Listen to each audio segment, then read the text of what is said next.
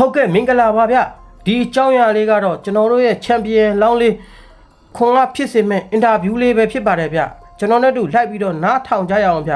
ဂျော်ရှူအာဘန်ရဲ့အင်တာဗျူးလေးကတော့ဒီပွဲအတွက်စိတ်လှုပ်ရှားနေပါပြီ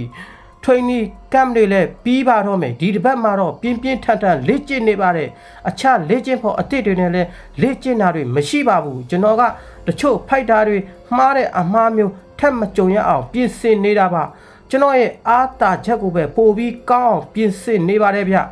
လေ့ကျင့်ဘောတွေနဲ့ဆရာတွေများရင်ဖိုက်တာတွေရဲ့အားတာကြွက်တွေကိုထိခိုက်စေနိုင်လို့ပါဒါကြောင့်မို့ကျွန်တော်အားတာတဲ့အချက်ကိုတေချာပြင်ဆင်နေပါတယ်ဗျ ground game ဘိုင်းနဲ့ပြင်ဆင်ထားပါတယ်အဲ့ဒီတော့လာမယ့်ဒီဇင်ဘာလ9ရက်နေ့မှာ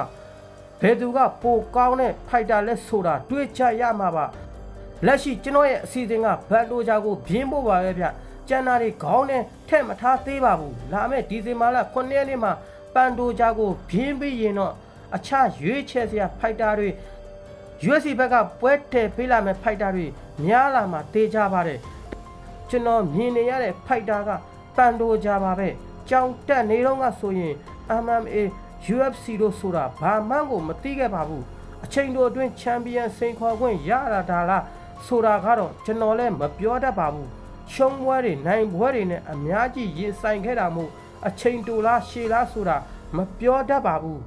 ဒါပေမဲ့လို့အချိန်တွေအစီအစဉ်တွေကိုဖယားကအကောင်းဆုံးပြင်ဆင်ပေးထားတာပါဒီအချိန်ကကျွန်တော်အတွက်ဖယားပြင်ဆင်ပေးထားတဲ့အကောင်းဆုံးအချိန်ပါပဲပြိုင်ပွဲဝင်ဖို့လဲစိတ်ရောကိုယ်ရောအစင်သစ်ဖြစ်နေပါပြီဗျကျွန်တော်ဒီပွဲမှာပန်တိုဂျာကို3ကြိမ်အတွင်းအလဲထိုးနိုင်မယ်လို့ခံစားနေမိပါတယ်တကယ်လို့3ကြိမ်အတွင်းမပြတ်ရင်တော့ရှယ်ကျန်းရမယ်ပွဲဖြစ်လာပါတယ်သူလည်းအကောင်းဆုံးလှုပ်လာနိုင်တယ်လို့ကျွန်တော်ဘက်ကလည်း9ကြိမ်ပြင်းဖို့အစင်သင့်ပါပဲပြိုင်ပွဲဆိုတာကဂိမ်းပလန်အတိုင်းအလုပ်ဖြစ်ချင်မှဖြစ်တာပါတကယ်လက်တွေ့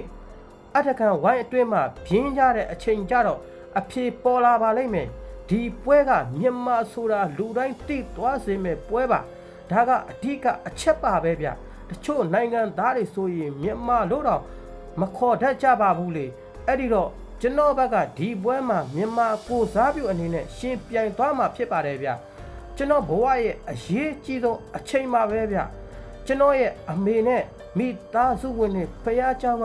တင်းအုပ်ဆရာတွေပါလာအားပေးသွားမှာပါ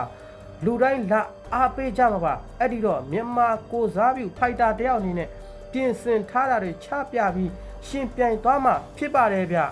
ဒါကတော့ကျွန်တော်တို့ရဲ့ချန်ပီယံလောင်းလေးဂျော်ရှူအာဘန်ရဲ့အင်တာဗျူးလေးပဲဖြစ်ပါတယ်ဗျပေးသက်တွေကကျွန်တော်တို့ရဲ့ဂျော်ရှူအာဘန်လေးကိုဘယ်လိုမျိုးကွန်မန့်တွေပေးမလဲဆိုတာကိုမှတ်ချက်လေးပေးသွားခဲ့ပါဦးဗျ